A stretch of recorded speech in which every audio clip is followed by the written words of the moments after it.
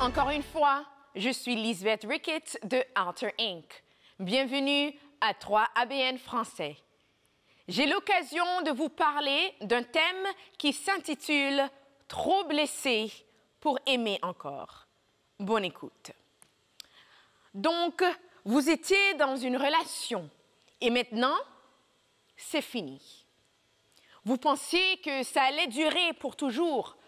Vous imaginez être marié et avoir une famille avec cet homme ou cette femme. Jusqu'au moment où ça s'est mal terminé. Parfois, les ruptures peuvent ressembler à la mort. La douleur est indescriptible. Surtout si vous ne voulez pas que la relation prenne fin ou si vous avez été trompé. Mais pour l'instant, l'important est que vous compreniez comment aimer à nouveau et vous remettre sur pied. Et non, vous n'avez pas l'intention d'agir comme une femme et de penser comme un homme. Pourquoi les femmes devraient-elles chercher à contrôler un homme pour obtenir ce qu'elles veulent? Vous n'allez pas mentir, tricher, manipuler, supplier, voler, jouer à des jeux d'esprit pour avoir une relation, ni renoncer à l'amour. Un bébé renonce-t-il à marcher après être tombé? Renoncez-vous à conduire parce que vous avez eu un accident? Alors pourquoi renoncer à l'amour à cause d'un contretemps? Presque tout le temps, beaucoup d'entre nous qui ont connu de mauvaises relations et des échecs renoncent à trouver un jour le véritable amour. Nous supposons simplement que l'amour n'existe pas. Si vous n'arrivez pas encore à trouver l'amour dans votre propre vie, n'essayez pas de vous sentir mieux en disant aux autres que l'amour n'existe pas, car il existe. Et au fond de vous, vous savez qu'il existe. Si vous avez vécu une relation infructueuse ou une rupture douloureuse, prenez le temps de remettre votre vie en ordre. Et lorsque vous serez prêt à chercher l'être cher, faites un saut dans l'inconnu. Voici 3 conseils que je vous donne. Le premier, acceptez que votre relation avec votre ex est terminée.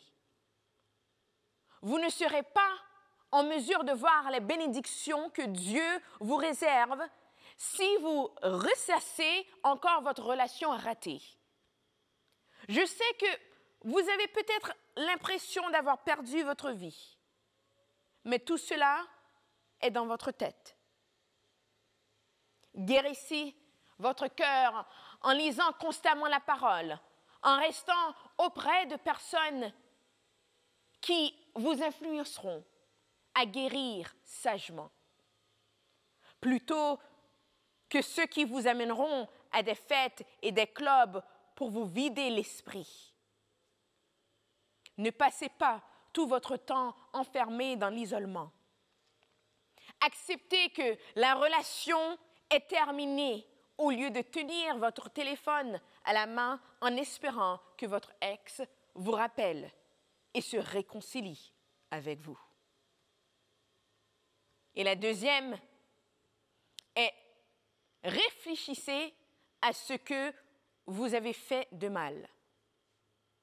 La rupture a peut-être été provoquée par un coup de tonnerre ou par une série de petites disputes qui ont conduit votre partenaire à mettre fin à la relation et à s'éloigner.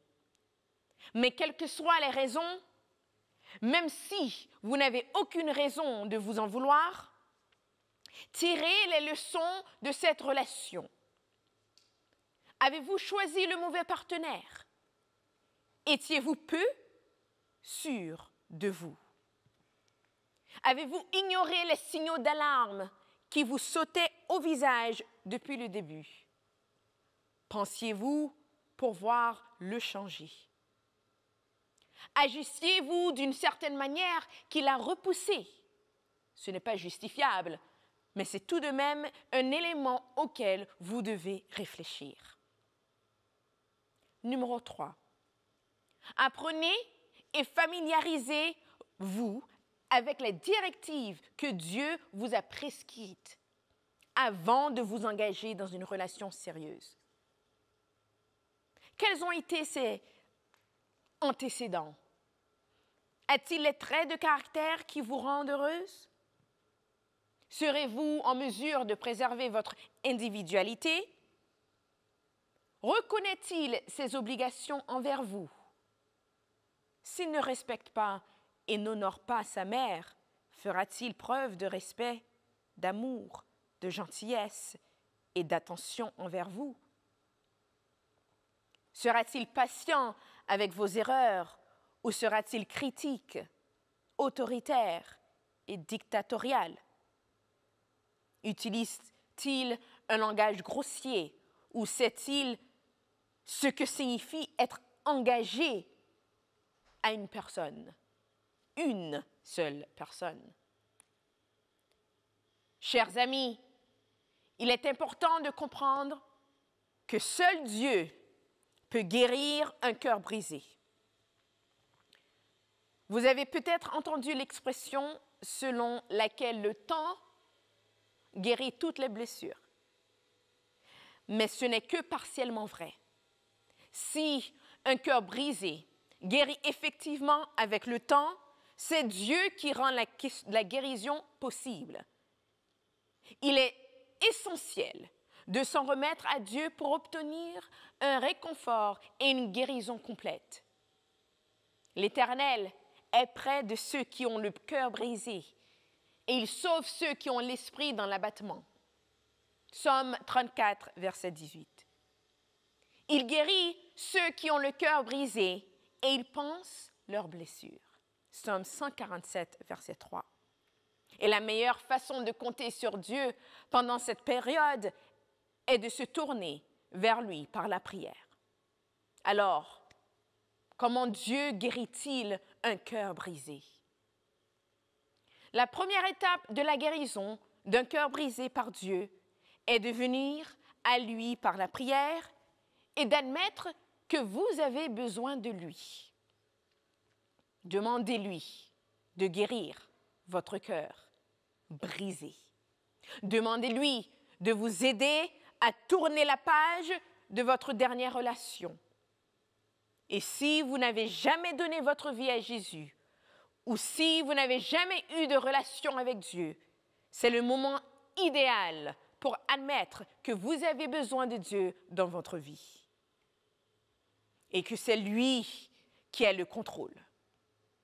Laissez Dieu guérir votre cœur brisé par sa parole dans la Bible. Lorsque vous vous tournez vers Dieu pour qu'il guérisse votre cœur brisé, il est important de réaliser qu'il nous guérit lorsque nous lisons sa parole.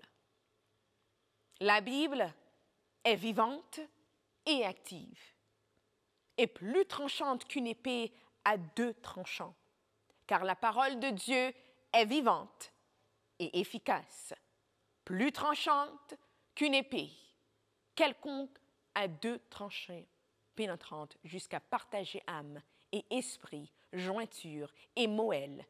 Elle juge les sentiments et les pensées du cœur. Hébreux 4, verset 12. Cela signifie que lire et déclarer la parole de Dieu est puissant. Dieu répond lorsque nous prions et déclarons sa parole. Et la lecture de la Bible est l'un des moyens par lesquels nous entendons souvent Dieu nous parler. Lorsque vous avez le cœur brisé, il est si important de vous rappeler ce que Dieu dit de vous au lieu de ce que le monde dit de vous.